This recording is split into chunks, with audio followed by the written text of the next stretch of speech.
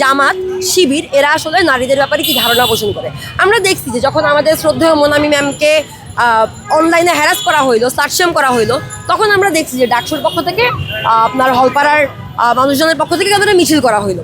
কিন্তু এই যে একটা কমেন্ট করা হইলো, এটা গতকালকে করা হয়েছে, এখন পর্যন্ত ডাকসুর পক্ষ থেকে কোনো বিবৃতি গেছে, ডাকসুর পক্ষ থেকে কোনো কথা বলা হয়েছে, শিবিরের জামাতের কেউ এটাকে কন্ডেম করছে, করে নাই। তার মানে এটা তো খুবই ক্লিয়ার যে তাদের এজেন্ডা আসলে কি।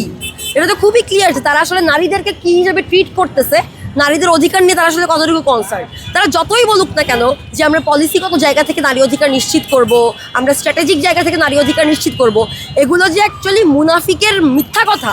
যদি জামাতের ইতিহাসটা দেখি কিংবা জামাতের 5 আগস্টের পরবর্তী সময়ে জামাত যখন আপনার ফ্রন্টে আসা শুরু করছে, সিনে আসা শুরু করছে, তখন থেকে যদি আমরা তাদের অ্যাক্টিভিটিসগুলো দেখি, তাইলে আসলে এটা খুবই ক্লিয়ার যে তারা নারীদের সম্পর্কে কি মানসিকতা পোষণ করে, নারীদের অধিকার বিষয়ে, তাদের উচ্চশিক্ষা বিষয়ে, সকল বিষয়ে জামাতের আসলে কি মানসিকতা, এটা আসলে আমরা পদে পদেই টের পাইছি।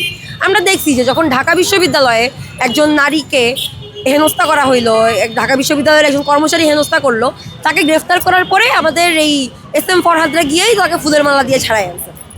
আমরা দেখছি যে ক্রমাগত আপনার যখন নারীরা হ্যারাসমেন্টের শিকার হয়েছে, অনলাইনে বুলিংয়ের শিকার হয়েছে, তখন ঢাকা বিশ্ববিদ্যালয়ের প্রশাসন থেকে শুরু করে, ঢাকা বিশ্ববিদ্যালয়ের ডাকসু সদস্যরা থেকে শুরু করে কেউ কোনো ভূমিকা নেয় নাই। আমরা দেখছি ঢাকা বিশ্ববিদ্যালয়ের যখন ডাকসু নির্বাচন হইল, এরপরে ঢাকা বিশ্ববিদ্যালয়ের এই আইন মানবাধিকার বিষয়ক সম্পাদকও আসলো, সব কিছুই আসলো, এবং তাদের স্পেসিফিক কনসার্নগুলো কিসে কিসে তৈরি হইল।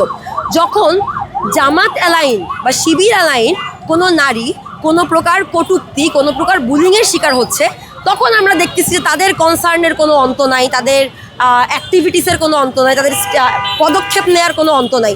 কিন্তু তাদের এই মানসিকতার বাইরে, মানে তাদের অন্য মানসিকতার, ভিন্ন ধারার চিন্তার, যখনই কেউ কোনো কথা বলতেছে, যখনই কোনো নারী কোনো মতবাদ দিচ্ছে, কোনো মতামত দিচ্ছে, তখনই তারা তাকে ক্রমাগতভাবে অ্যাটাক করে যাচ্ছে অনলাইনে।